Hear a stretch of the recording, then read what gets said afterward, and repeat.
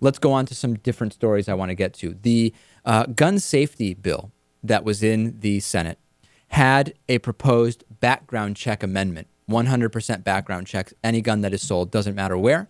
90% of Americans, by some estimates only 75, 78% of Americans, in either case, overwhelming support for background checks. Didn't pass. Here's video of that happening in the Senate. Joe Biden is presiding, and people in the gallery very, very upset.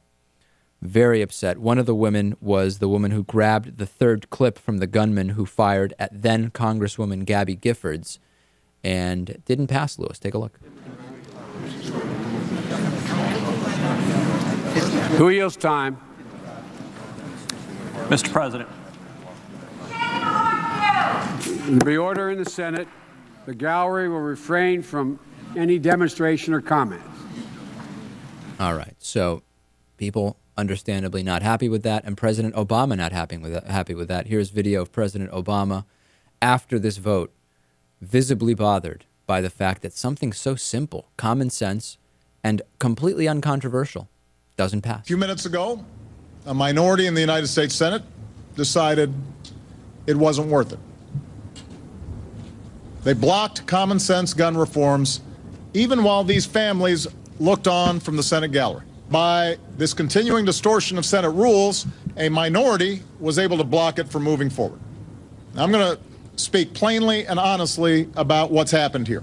Instead of supporting this compromise, the gun lobby and its allies willfully lied about the bill. They claimed that it would create some sort of big brother gun registry, even though the bill did the opposite. Yeah. I'm not convinced that this, I mean, listen, we know, of course, that this does not represent the will of the people in the sense that the people by a 75 to 90% margin support this, but it doesn't even really support the will of the Senate because the amendment failed 54 to 46.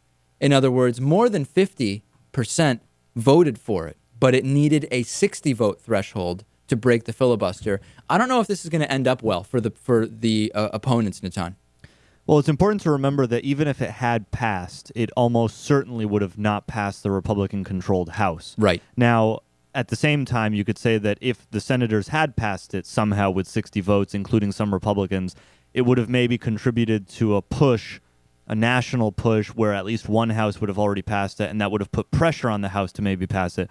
But it's just worth remembering that this was unlikely to happen no matter what. That is true, but in what sense do you think this could come back? Well, I think the most likely scenario is that this is off the table, and it's very clear that Newtown didn't really change the political dynamic of the gun nuts' control over Congress. However, it could also be the case that there's going to be a backlash to this. There's going to be petitions. There's going to be calls to senators and representatives. And if the president keeps pushing this for several months, we might get another vote in 6 to 12 months. And in that vote, we might get even stricter gun restrictions that these people would have been happy to prevent from happening if they had supported these minor ones. You think that's likely, Lewis? You think we could see a backlash to this? Because again, we're just not representing the will of what people want, which presumably is what elected officials are supposed to do. I wouldn't predict a huge backlash, no. I think it would be pretty minor, if any. All right. Well, we're going to continue following it. You can rest assured of that.